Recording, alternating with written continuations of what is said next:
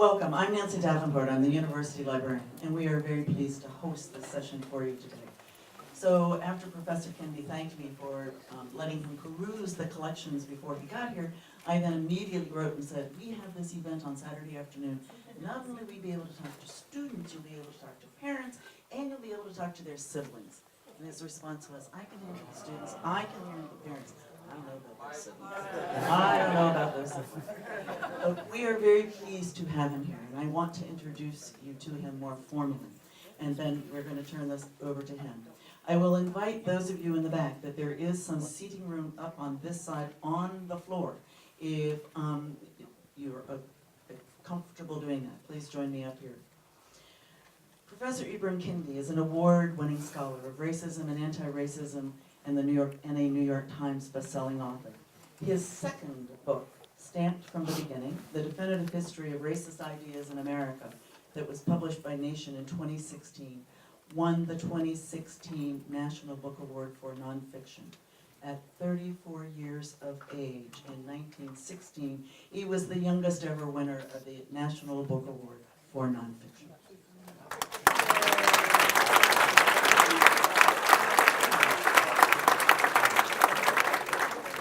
Stamped was also a finalist for the National Book Critics Circle Award, a Hurston Wright Legacy Award, and an NAACP Image Award.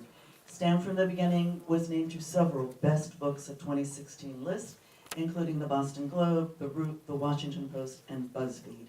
Washington Post also named Stamped the most ambitious book of 2016. He is also the author of the award-winning book, The Black Campus Movement, Black Students and the Racial Reconstruction of Higher Education during the period of 1965 to 1972. He has published 14 essays and books in refereed academic journals, including the Journal of African American History, the Journal of Social History, and the Journal of Black Studies. He's published commentaries in numerous periodicals, including the New York Times, Salon, Time, the Washington Post, and the Chronicle of Higher Ed. He's provided commentary on a host of local, national, and international radio and television stations, including NPR, PBS, CNN, BBC, Al Jazeera, NBC, Democracy Now!, and SiriusXM. He's received research fellowships, grants, and visiting appointments from a variety of universities, foundations, and professional associations, and libraries, including the Library of Congress, my former home, the National Academy of Education, the Rutgers Center for Historical Analysis, Brown University, and Princeton University. He's the co-editor of a new Black Power series with NYU Press, and he's the associate editor of Black Perspectives. His next book will be published by One World Random House. It's tentatively titled How to Be an Anti-Racist, a Memoir of My Journey. He holds a bachelor's in African American Studies and a bachelor's in journalism from Florida A&M University, a master's in African American Studies from Temple University, and a PhD in African American Studies from Temple University. I've also been reading a lot of that you have written that's online. And in one of the talks that he gave, it was to a group of brand new, freshly minted PhDs who were still wearing their caps and gowns and their brand new hoods. And he said to them, having earned this degree does not make you an intellectual. Having written your dissertation does not make you an intellectual. Having read a great many books does not make you an intellectual. What makes you an intellectual is the ability for you to open your mind to new ideas and to new ways of looking at history and at looking at life. And I think that's why he's here. Professor Kendi, would you come to the room?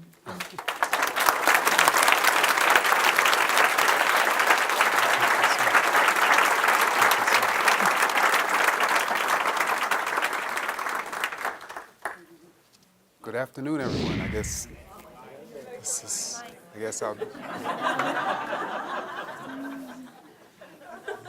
Thank you so much. We have to pass this around. Good afternoon, everyone. Is that a little bit better? Yes. I certainly need a mic because those of you who know me personally, I'm quite soft-spoken. But this is truly an honor for me to speak before each of you, to speak before so many parents and alumni and students. And I see Peter, my dean, and Lisa, who'll be my dean in spring. Of course, the library staff. Nancy, thank you so much for this invitation. And, so this is truly an honor. I am here to talk to you a little bit about the new Anti-Racist Research and Policy Center that we're starting here at American University. And I'm quite excited about it, and I hope you're excited about it. Or if you're not excited about it, maybe you'll be excited about it after this talk. But I want to first, before I actually sort of outline the vision for this center, I want to sort of give you a sense of how this idea sort of came about, particularly within my own mind, because it really came from my research. And I think we, as a nation, I think many people are trying to sort of understand recent events. If anybody knows what I mean. I think many people are trying to sort of understand how Donald Trump could follow Barack Obama in the White House, right? That didn't really sort of fit with our conception of this sort of forward march of progress, that after the first black president, we'd have the first woman president, and we would sort of keep trying to make America a more inclusive, sort of egalitarian place. And of course, that idea, that vision, that hope was ruptured. And I think one of the things that I wanted to sort of talk about to begin with is that part of the reason why we are struggling to sort of understand, quote, recent events, is because of how we've understood our history. More specifically, how we've understood our racial history. And in the popular sense, we have long been taught a racial history of steady racial progress. And of a history in which we're constantly sort of taking steps forward. And then occasionally, the nation is compelled to take a step back, but we're constantly taking a step forward. During Black History Month, I'm sure you always hear that analogy, or some of you may have even said it. I've said it previously before I started researching STAMP from the beginning. This idea of taking steps forward and taking a step back. Anybody heard that analogy before? What that connotes, what that suggests, is that we as a nation have had a singular historical force of racial progress. It's sort of, and what I sort of found in researching STAMP from the beginning, which is a narrative sort of history of racist ideas, is that the nation has experienced this singular force of racial progress. And in many ways, Barack Obama came to sort of personify, if not embody, that march of racial progress. If anything, he sort of branded himself politically, right, on this notion of racial progress. But what's also been happening over the course of American history is something that we have not seen, let alone chronicled. But I think it's something that people are now open to seeing right now. And that is that we've also experienced a second historical force. A second historical force of racist progress. And so in STAMP from the beginning, I actually chronicle a dual and dueling history of racial progress and the progression of racism. These two historical forces constantly sort of battling and constantly progressing. And so just as we have progressed away from slavery, away from segregation, and we were in some ways progressing away from mass incarceration, what's also happened is racist policies have become more sophisticated over time. Racist ideas have become more sophisticated over time. And in STAMP from the beginning, I tried to sort of chronicle the simultaneous challenge and even elimination of racist ideas with the continuous sophistication of racist ideas. And I think that I defined a racist idea in STAMP from the beginning very simply as any idea that suggests a racial group is superior or inferior to another racial group in any way. And STAMP from the beginning was primarily about anti-Black racist ideas and what racist ideas have done historically. Let me pause. I didn't just want to write this history. I wanted to understand what racist ideas have done to us. What impact have these ideas had on America, and what impact has American history had on these ideas? And what has been the function of racist ideas? What has been the result of racist ideas? And I found that that function and that result, very simply, has prevented Americans from seeing racial discrimination, let alone challenging it. And one of the ways we can understand this is very simply, when you have racial inequality, a racial inequity, a racial disparity, there's only two causes. Either there's something wrong or inferior about black people, racist idea, or racial discrimination. And so if you believe racist ideas and you see inequality, you see inequity, you see disparities, you're going to think that that is caused by black inferiority, which is going to then prevent you from seeing the continuous progression of racist policies. One of the ways we can understand this very simply, over the last 50 years, the black unemployment rate in this country has been twice as high as the white unemployment rate, consistently over the last 50 years. So again, there's only two causes of that. Either there's something wrong or inferior about black workers. Either black workers are twice as lazy as white workers. They're twice as unqualified. They're twice as unprepared for work. They want to just hang out on welfare. All of these ideas, all of which have never been proven or have been consistently disproven, or job discrimination.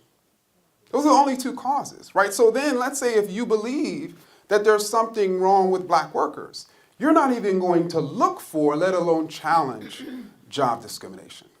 And that brings me to sort of the thesis of the text, which this thesis is actually what led to the idea for the center itself. And that is that those who benefit from discriminatory policies recognize that those who have racist ideas are not able to see, let alone challenge, the discriminatory policies that they benefit from. And so in seeing this over and over again, I began to think that this sort of popular idea that we have been taught, that really the source of racist ideas is ignorance and hate. In other words, ignorance and hate is leading to the production of racist ideas. And it's these people who have racist ideas, these are the people who historically have instituted racist policies like slavery or even segregation. That's what we've been taught. That's what I figured, that's what I thought when I entered into writing Stand from the Beginning. But I found that that's actually not true. And it's actually quite the opposite. And what's actually happened is the people who have produced racist ideas, they've done so out of self-interest. And then they've produced racist ideas out of self-interest to get you and I to think that the effects of those policies, which are inequities, are black people's fault and not the discriminatory policies that benefit them, which then allows those policies to persist, which therefore allows them to continue to what? Benefit from it. I mean, we can think about this very easily as it relates to slavery. I'm enslaving black people because I want to make what? Money. Abolitionists challenge me. And then I'm like, no, these people should be enslaved because they're black, because they're the cursed descendants of Ham, because American slavery is better than African barbaric freedom. All of these ideas, and then they produce those ideas, other people consume them, and then they become ignorant and hateful. And so that's the sort of history that I chronicle in Stand from the Beginning. And ultimately, through that history, through that understanding of the marriage of racist ideas and racist policies, and finding that it's actually racist policies that are leading to racist ideas, it caused me to realize the importance of changing racist policies. That's the source of the racial problem. That is what causes the racist ideas. That's what causes the racial inequities. Those racist ideas cause us to be ignorant and hateful, and y'all know what happens when people are ignorant and hateful, right? And so I wanted to sort of focus, therefore, on the source, on changing policy. And so, therefore, this idea of an anti-racist research and policy center was sort of born. And to give you some sense of what we're seeking to do, when you think of the change agents that historically and even currently have been critically involved in racial change, in changing policy, we're really talking about four major groups of professionals. The first major group, and I think the most central group, and I think because I'm a little biased, are scholars. The second, and scholars have been critical in uncovering inequities and uncovering the discriminatory policies behind those inequities. They've been critical in doing that. But then, typically, the next group of professionals that are extremely important are policy experts. And these people have been very key in imagining and creating new and more egalitarian policies. And then another group that has been critical and key are journalists, are writers, who have been critically important in circulating those research findings to you and I, and even those corrective policies. And then finally, another critical group has been advocacy groups or advocates, who have been critically important in actually instituting campaigns of change that get these new corrective policies instituted. And typically, these four different types of professionals, as each of you know, work independently, right? So of course, you have the journalists working at the media organizations, you have policy experts typically working at think tanks, you have scholars working at universities or research centers, and you have advocates in their own organizations. And so what we want to do through this center is bring these four groups of people together and formulate research teams that would comprise each of these four different groups of people and organize those research teams around 6 key areas: education, environment, economy, health, politics, and justice. And to give you a sense, we would sort of bring these teams here to AU, and they, through the center, each of the 6 areas, would decide as a group what is the most critical inequity or discrimination in health, in justice, in environment. Sure, in environment, almost every other year it could be what? Climate change, right? And for those of you who don't know, climate change is typically having a disproportionate negative effect on the global south. And so they would decide, okay, what is the most critical sort of inequity or discrimination or problem, in our field? And then after deciding that, they would get to work. And the scholars would take the lead in figuring the actual inequity and the discriminatory policies. The policy experts on the teams would take the lead in imagining and thinking through more corrective policies that are practical. The journalists would be key in actually circulating those problems and policy correctives. And then the advocates would be critical in literally designing innovative campaigns of change that could get those policies instituted. And so that's the sort of idea for the center, particularly its central focus on changing policy and using scholars and policy experts and journalists and advocates to do so. And we're imagining that we would, at this center, produce knowledge not for knowledge's sake, but knowledge for change's sake. And we also recognize that in this moment, particularly when people who are committed to an egalitarian, anti-racist world, people who are committed to something as simple as equal opportunity, that those notions and even those policies are constantly under attack. But in this moment, we can't just play defense, right? We have to also play offense, right? We have to initiate campaigns with new and practical corrective policies to get those things instituted. But that doesn't mean that defense isn't important. And I think the center will also be focused on doing so, particularly in trying through a series of educational projects to educate people away from any racist ideas we have consumed over the course of our lifetimes that causes us to think that the focus should be on civilizing or developing or incarcerating or getting rid of people of color as opposed to changing policy. And so, because as I sort of show in the book, we have these very powerful and brilliant producers of racist ideas, like people who are trying to make us believe something that is not true, or what we call now alternative facts.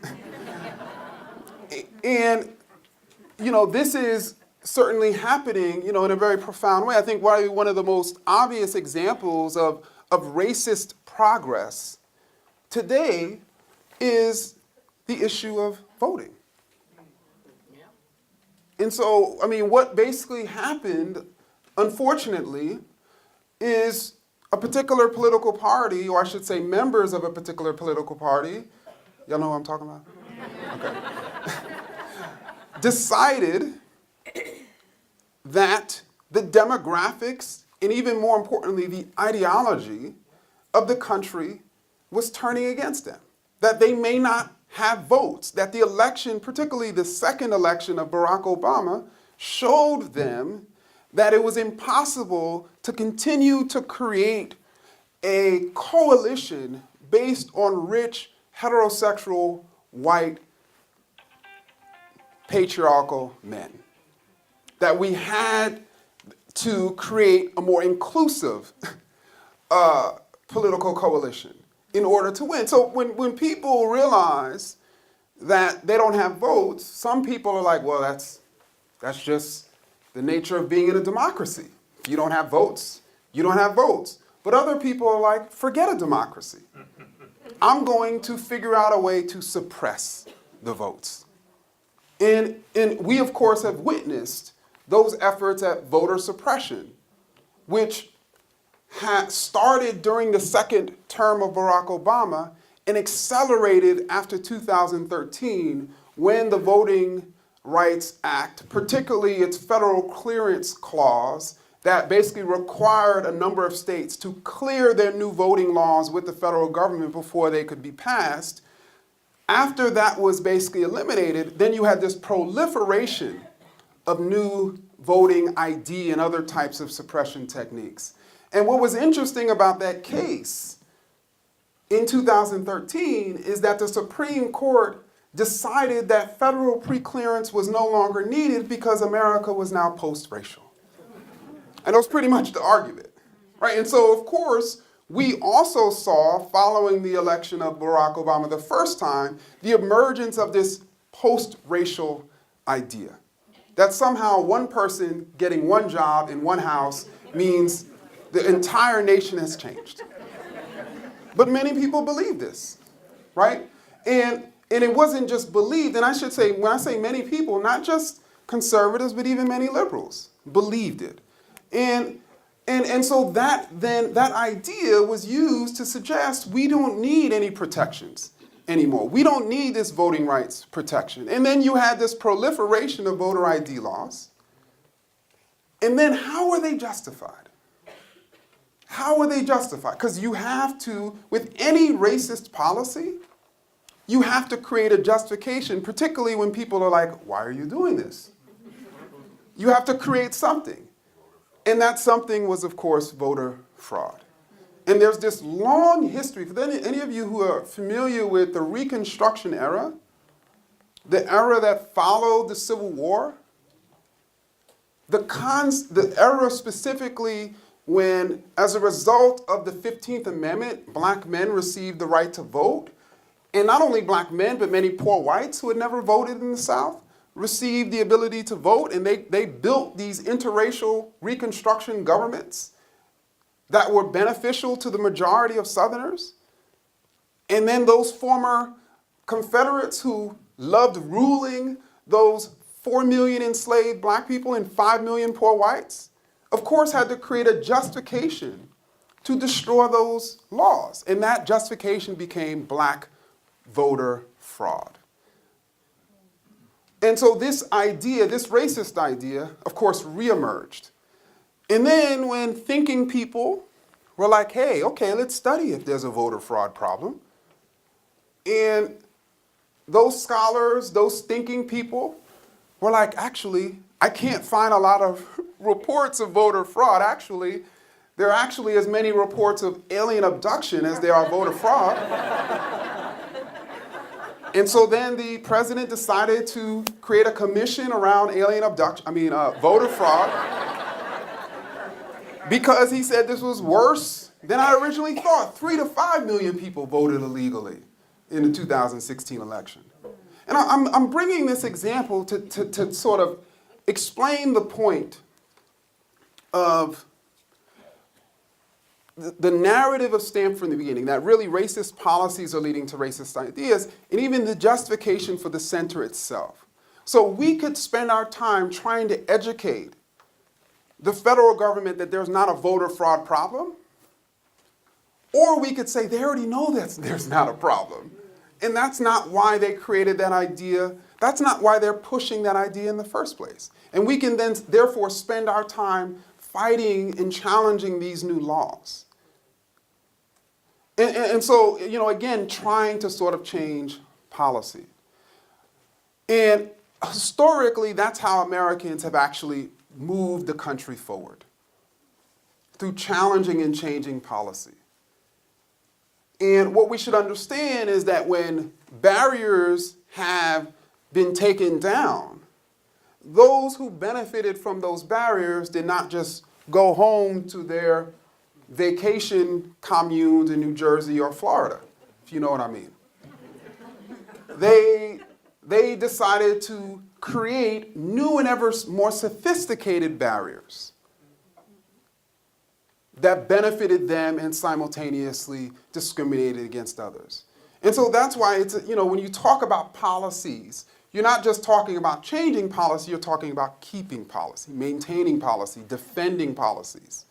And you have to have places and spaces with smart people that are way smarter than me that are doing this. I want to sort of close by explaining to you why AU for this center. And typically when people ask me that public, I say, why not AU? But I think it's important for you all to know sort of why I personally thought that this was the best institution to create this center. First and foremost, as I think many of you know from your own children, for those of you who are parents, from the students who are here that you've met, for those of you who are alumni, and even for the students themselves, that this campus, this student body, is regularly considered one of the most politically active and engaged student bodies in the country. And one of the aspects of the center that I didn't mention is that we would like for each of these teams, or each of these team members, each of these journalists, scholars, policy experts, and advocates to teach a course directly geared towards their individual portion in the larger project, which would then allow their students to become almost like their assistants. And so these students at AU who are already extremely politically engaged and literally want to do something that brings about progressive change can do so. They can be involved in some of the most critical and important research and policy projects being conducted in the world. And I think AU students can do that. And they're already doing it. and so to be able to come and be able to work with students who are not just thinking about their own career, but thinking about a career in which they can literally make a difference, or thinking about a life in which they can make a difference. And for those of you who don't know, these are the people who become the most happy. They become the most happy with themselves. They become the most happy with their institution. And I like to be around people who are happy. So, first and foremost, the student body, but then even the faculty simultaneously. I mean, you have a faculty of very talented scholars who are already publicly engaged. And one of the reasons why they're publicly engaged is because the administration here rewards and incentivizes public scholarship. And so for me, for somebody, of course, who is engaged in this type of work, clearly I want to go to a place in which people actually value public scholarship. That, it's not just me as an academic talking to other academics. They actually value academics who are interested in talking to the public, who are interested in making the world a better place. And that's valued at AU more than any other institution, even in the DC area. And of course, the DC area, it's great to build a national and international center in this city, right? And then finally, I should say that when the sort of news went out that I was joining, the response from the alumni, from students, from faculty, from parents, was just, really warmed my heart, because I knew that this was the type of place. And I knew this was the type of place that really wanted to be involved in literally changing the world for a better place. I should say that when we think about humanity, and I don't want to end on sort of a bad note, but when you think about humanity, scientists are talking about three major issues that literally are threatening our existence. Three major issues that are threatening our existence: climate change, nuclear war, and bigotry. Literally threatening our existence. And so for AU to be a place that I know other scholars here at AU are tackling and addressing climate change and nuclear war, but for it to also be a place that's tackling this issue that literally could devastate humanity and has consistently devastated humanity throughout the modern world, I think is great. Finally, that's the last time I'm going to say finally. I think that other people know that, right? Other people see the strides that is being made here at AU. And I think, as you know, what did I talked about, like this sort of dual history. Right? When you make progress, people see that as a threat, right? And then they lash back, right? And it becomes this struggle.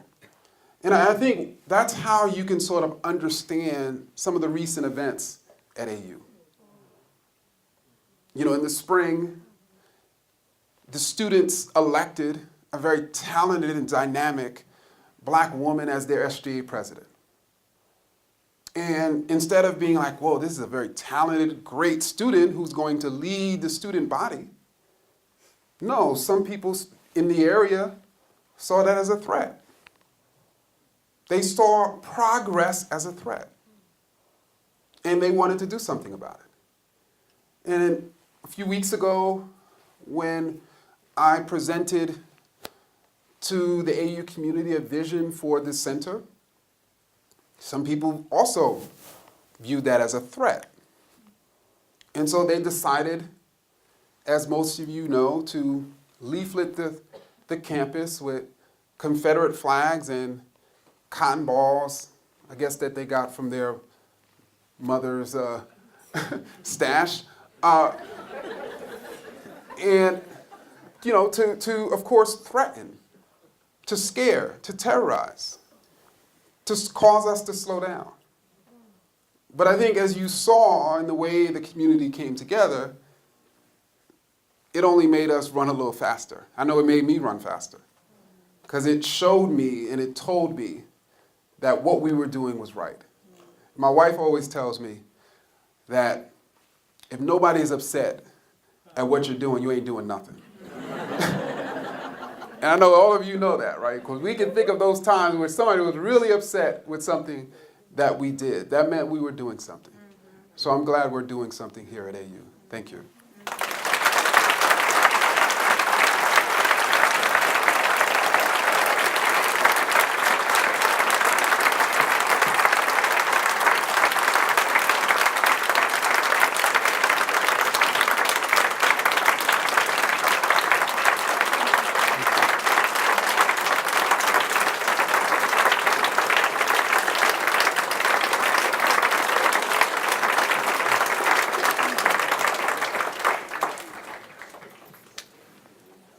So I think we have plenty of time for questions.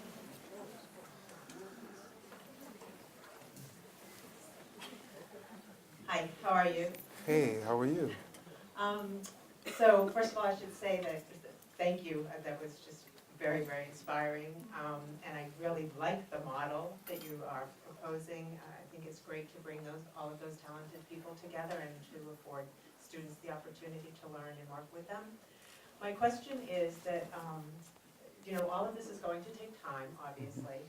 So what do we do in the moment when the Richard Spencers and all of these, torch-carrying people are threatening us, and we see this on the news, and, how do we wrap our heads around this, and what is our immediate response to all of this real ugliness, and how do we get past this? Sure. I think for us to, first of all, we have to, in certain ways, take a step back and understand that when we think of history, when we even think of sort of human biology, that typically the better days are right after the most toughest days. And sort of not forget that. Like, people are doing what they're doing because they recognize they're losing.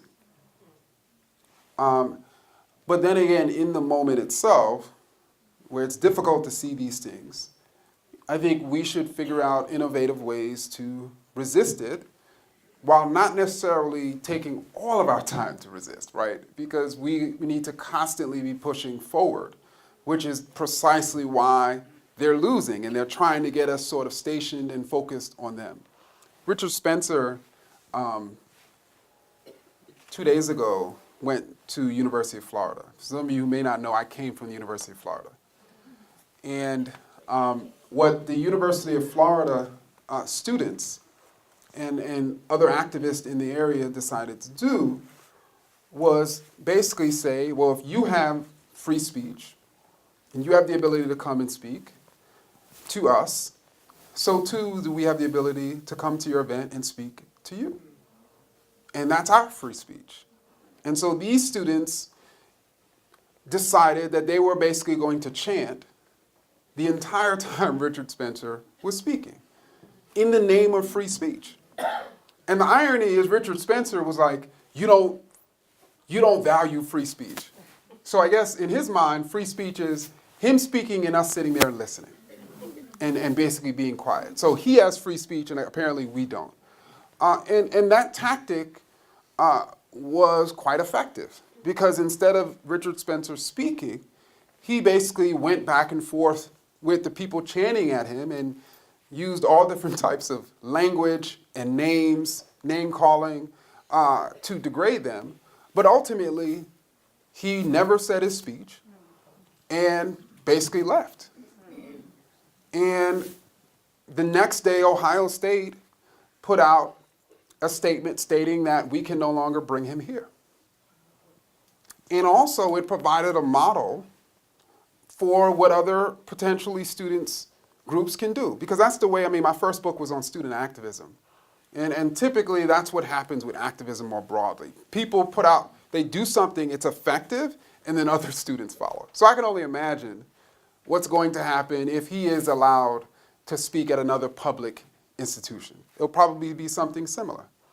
And I think because of that, it's going to be very difficult for him to continue to sort of create these spectacles in which he's able to present to white Americans, particularly unsuspecting white Americans, that white Americans are essentially under attack, that there's this, what he calls white genocide occurring, that flies in all the face of all statistics. But if you're able to sort of create this idea that the state, the protesters are coming down on us, then, unsuspecting people will think, oh yeah, they're attacking us. And so that's the type of spectacle he's trying to create, and he wasn't able to do so at UF. But wouldn't it be better to have him on a panel where he can say what he wants to say, and then have somebody that is as adept at saying what they need to say contradict it? Because if you just shout him down, and he say, they didn't even let me say what I wanted to say. Let him say what he wants to say, then have somebody smarter than he is, who's more adept at real facts, to speak contrary to that. Yeah, so ironically, some forces in Gainesville contacted me privately about coming down there to debate him. And ultimately, for many different reasons, I decided against it. But on the other hand, I am actually supportive of debates. And I think I would have won the debate. Because my argument, which he would have never expected, would have been that his policies and his ideas are actually anti-white. Like, that would have been my argument.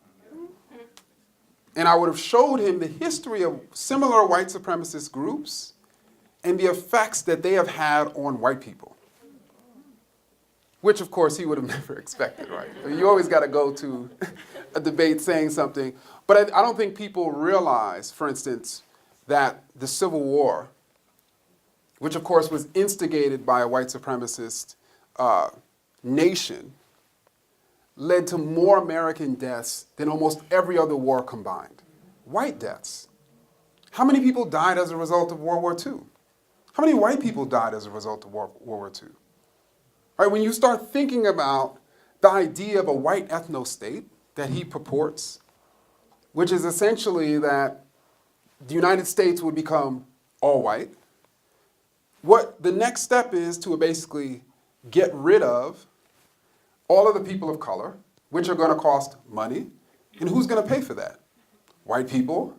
Then it's going to result in a situation in which all of the jobs that those people are having are going to have to be filled, or else you're not going to have anybody who cooks in restaurants, who's going to do that? You need labor. Right, and even not even from the standpoint of what's beneficial for black people, even what's beneficial for white people in this country, it's actually not beneficial. Which is why you have many white forces who aren't necessarily pro-black, but are pro-white who are against Spencer. But anyway, I don't want to.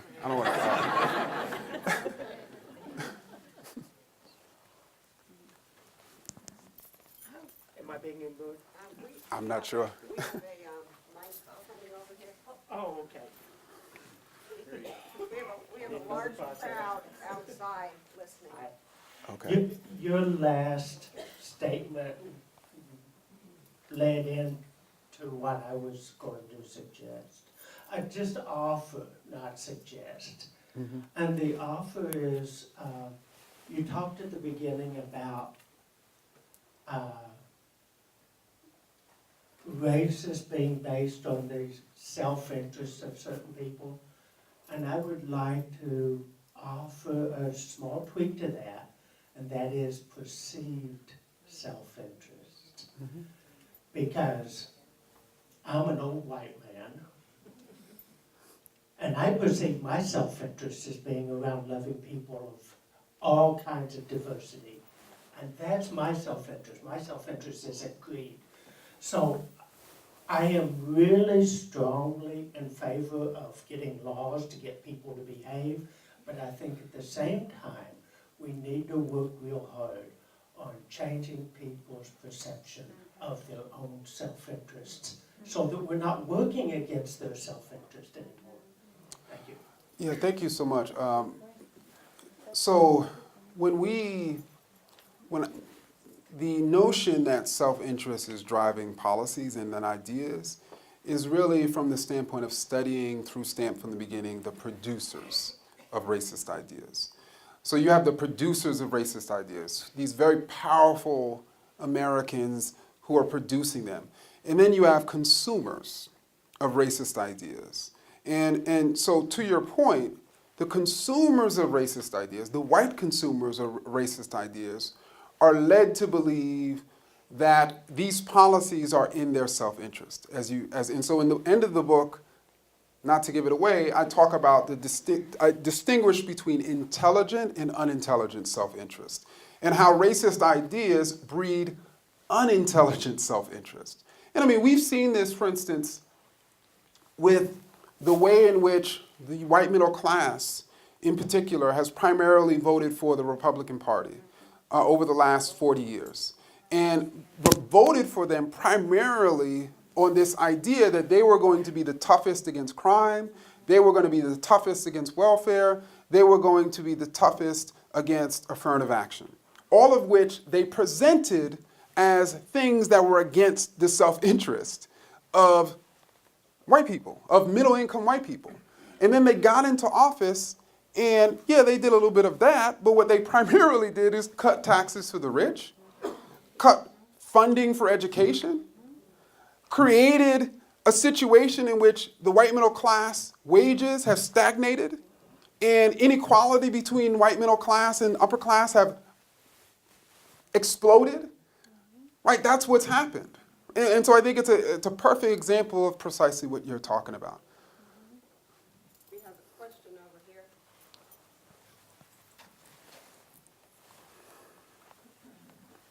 Thank you for those wonderful comments. Yes. I'm at the University of California, multi-campus. So to what extent might this new center link with other universities? What kind of funding might you be pursuing, and what kind of timeframes? I'm Sure. at CUNY and I was going to ask the same question, so thank you. So I mean, ideally, we would be able not just to draw scholars, of course, to come and act and work on each of these teams from other campuses, clearly, but also to create formal partnerships with other research centers or even other clusters of scholars. And the reason why that's important is because most of the studies, particularly when we have capability, are going to be national and international. Are going to be national and international studies. In order to conduct those studies, you not only have to have a sizable team here, but you also have to have partners around the nation and around the world. And so that's what's important. In terms of fundraising, we're sort of gearing up now for major gifts, as well as pursuing foundations that could endow presumably some of the fellowship programs, as well as hopefully we're going to roll out a program for maybe each of you to donate to the center. I particularly am excited about this program that I'm conceiving of that's called Become the Foundation, in which people would invest a small amount and literally become the foundation of this center. And they would be honored in a particular way. I don't want to sort of unveil that yet. But so we're of course going to try to create a sort of multi-pronged fundraising model, because clearly this is going to take a few dollars.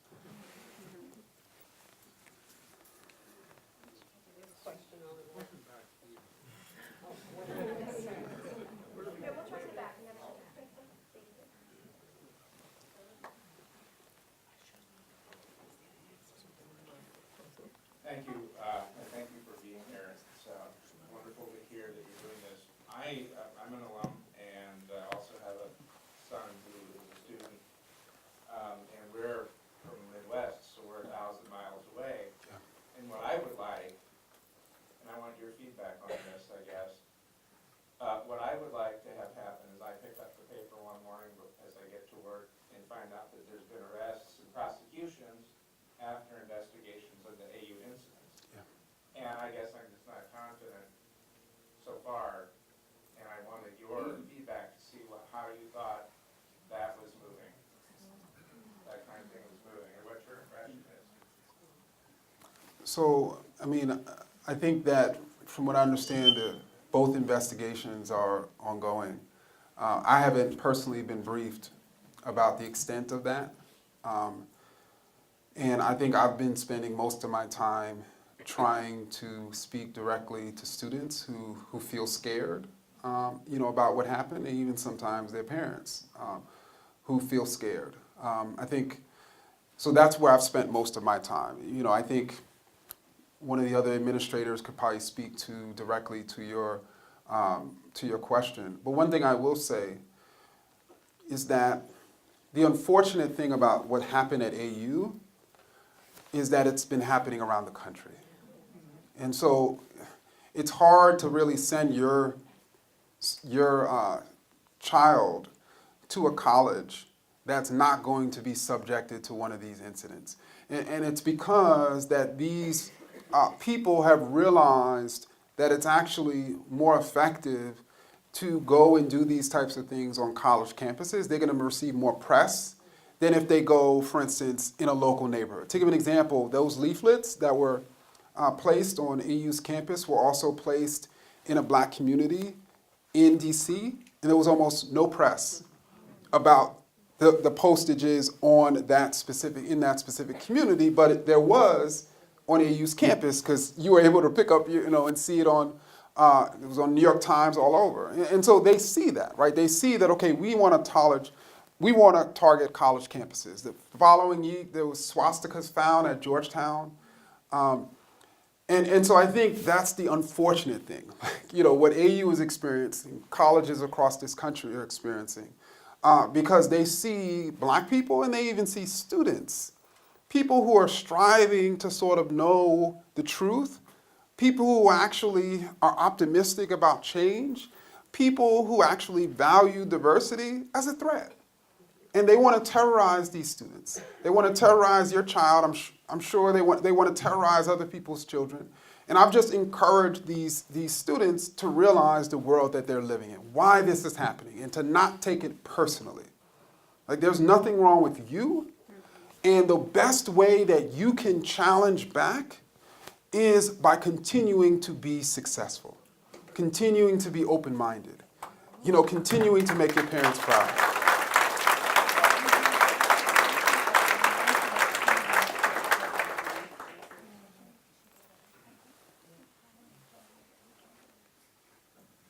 Hi, thank you so much for coming and talking to us. I love the term anti-racism because it's active and not passive. I was taken both in your talk and I'm working my way through the book, that the things that we thought were the right way to be anti-racist are not the right way to be anti-racist. So I was wondering if you had any guidance for us, and also how we can hold together as a really diverse group, because I find sometimes somebody does something that they believe is actively anti-racist, and then somebody else who is on the same side says that wasn't enough, or that wasn't the right thing, or that wasn't the right direction. Okay. So I think this question is one that I received quite a bit, which is why I decided to write the book that I'm working on now, sort of how to be an anti-racist, and using my own story. I should say that if we think about it from a non-racial perspective, just think about it very broadly, that anything, the first step is for us to stop being in denial. And no matter what issue, we struggle with, right? That's the first thing when we go to the therapist, to the psychologist, to our parents, to our children, we have to stop being in denial, right? And so that's one of the reasons why at the beginning of Stand from the Beginning, I was willing to admit that I too had consumed racist ideas. And I felt that I have the ability to admit to the world before writing a book on racist ideas that even I had consumed them, then I don't think there's anybody who should not have that courage to do so too. And so I think the first step is for us to admit, you know what, we were born and raised in a world, in a nation where it was raining racist ideas on our heads. And so this idea that somehow we could escape that, even though nobody gave us an umbrella, it's not really logical. And I think that, and so understanding it from that standpoint, right? And then finally, you're absolutely correct. Like this, I talk about anti-racism as opposed to non-racism. I know everybody loves to say, I'm not a racist, right? When scholars talk about racism, we talk about there's no such thing as non-racism. Either you believe in racial equality or you believe in racial hierarchy. There's no in between. Does anybody know of an in between? Either you believe the races are equal on the same level, or you believe that there's a hierarchy. There's no in between. There's no non-racism. And if you believe in equality, then you're an anti-racist. If you believe in hierarchy, you're a racist. There's no in between of trying to sort of understand why racial inequities exist. Either you think that it's the result of the inferiority of a particular racial group or racial discrimination. And those who believe in racial discrimination are anti-racist. Now, I should say what makes it complex, and I had to sort of present this and stand from the beginning, is that there are actually many people, and potentially most people, that believe both. So in other words, when you ask them about an inequity, they'll say it's both the result of discrimination and it's the result of black inferiority. And this perspective is what I call the assimilationist perspective. And it typically connotes this idea that the environment, sometimes they'll say the cultural environment, sometimes they'll say the oppressive environment, whether oppressive meaning slavery or poverty, has literally made black people inferior. So they are inferior, but they're inferior because of this discrimination. And so what we need to do as so-called anti-racist is challenge discrimination and civilize these people. And so there's been this long history of people who have recognized the existence of racial discrimination, but then simultaneously looked down upon black people and thought that their job was to do both, right? And I chronicle how, and stand from the beginning, that those people are holding both racist and anti-racist ideas, which of course makes it more complex, but the human mind is complex, right?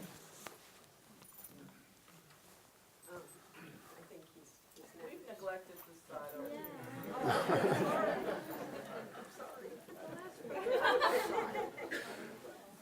Thank you. Just a question about looking to the future. Sure. I think all of us, I'm going to be presumptuous and think we might want to change, we want to change fast. So, what's your wish list for the kind of research that might be happening in the future to affect change quicker? You are beginning with, you have four groups, scholars, policy, journalists, and advocates. How can we get to these groups so they can do their job faster, so the advocates can be empowered to then create change with the politicians and the powers that be? What kind of research is your wish list, your Christmas list, if you will? Man, I'm looking at the time. I'll give you two examples. So, let's see, in the justice area, which of course is something that we have been debating or arguing about for a nation for some time now. One of the underlying ideas within this debate is what I would consider, and what data has shown, is a racist idea. And that is the idea of the dangerous black neighborhood. And that dangerous black neighborhood is justified on this idea that there's more violent crime in black neighborhoods. Or some would somehow say that there's more crime in general, even though most people in the last 20 or 40, 30 years have been arrested for drug crimes. most people. And when you look at the actual selling and consuming rates among the races, it's pretty much the same. But black drug dealers and consumers are far more likely to be arrested and incarcerated. But that's another subject. Focusing on violent crime, so what that presupposes is that no matter the income level of the black neighborhood, they're going to have similar levels of violent crime because we're led to believe that the violent crime is the result of black people being in that neighborhood. So that means that no matter if you have a black middle-income neighborhood, they're going to have the same levels of violent crime as a black poor neighborhood. But when you actually start looking at it, you see that there's far different levels of violent crime in black middle-income neighborhoods than there are in black impoverished neighborhoods, just like as it is for white neighborhoods. And the reason why that's so is because there's a correlation between unemployment rates and violent crime rates across racial groups. And so I say that to say that if we were to be able to sort of, as a research team, the justice team was able to rethink and remap the most dangerous neighborhoods in this country, and then simultaneously show how the differences in violent crime rates are due to economic factors, let's say namely jobs, then that would then allow the policy experts to be like, okay, you know what? We need to create a jobs creation program to fight crime, right? And then the advocacy teams would figure out a way to create a campaign around that, right? And of course, we would get partners to try to get that instituted. And so, we've seen that actually happen. A few years ago, well, it's not a few years ago, I'm kind of old now. Chicago decided, which has become like the centerpiece place for dangerous black people, decided to institute a very sort of prominent summer jobs program for teens. What happened that summer? There was less violent crime than the previous summer. I mean, we know how to do these things, but of course you need data and evidence to show that it has worked or it could work. And so that's one example. And I'll stop there because I'm sure there may be a few other questions. Professor Kendi, we're going to take one last question. It's going to be from the young student standing right here. Okay. Hi, I'm a freshman here at AU. My name is Chanel. So following the event that happened, I heard a lot of talk of anti-racism in an academic and scholarly context. But my question is, how do we communicate this idea of anti-racism outside of this context where we have a lot of academics here who can analyze this issue intellectually? How do we communicate it in our jobs and the community and as we go out as students into the workforce? So, of course, the last question from the student is the hardest question.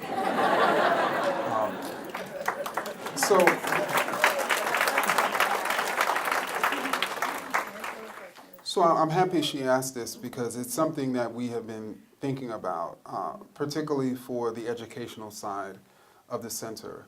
And one of the things that we have been thinking about is to create for each of those 4 professionals that come into these teams a series of anti-racist workshops that would teach these professionals, journalists, policy experts, advocates, and scholars how to pursue anti-racist work in their fields, such that they wouldn't just come and change things, they literally would be changed. But to think about it even more broadly, we're thinking about also figuring ways to create similar types of programs for other groups of professionals. And so figuring out ways to create curricula or even workshops for preachers or curricula for churches that churches could use to really talk about what does it mean to think or be an anti-racist Christian. Or create, we've also sort of talked about creating almost like boot camps in which corporate executives or even diversity officers could come and learn about these ideas here at AU over the course of 10 days, and it literally would be a boot camp. And so what I'm saying ultimately to you is we're trying to sort of think about creating specialized educational materials and opportunities for different types of people Because each and every one of us, are operating in a different world while we're all operating in this greater world. And so trying to figure out a way to work with people who are skilled in those worlds to create materials for those types of people. So that, as you suggested, it's not, people can we can actually reach people sort of where they are in their own worlds. Ladies and gentlemen, thank you for being here.